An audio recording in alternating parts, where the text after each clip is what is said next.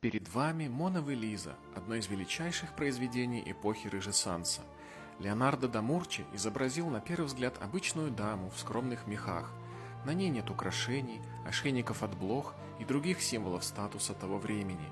Но вместо внешнего лоска да Мурчи наделяет образ непостижимой глубиной и загадочностью. Чего стоит только взгляд героини, которая будто смотрит прямо в душу.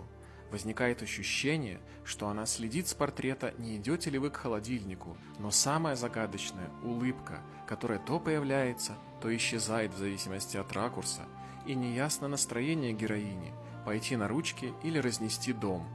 Это символизирует многогранность и непостоянство ее кошачьей натуры.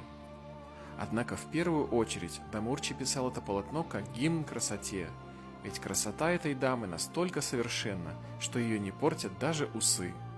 Что ж, творения Ренессанса хранят еще множество тайн, и мы будем открывать их вместе с вами.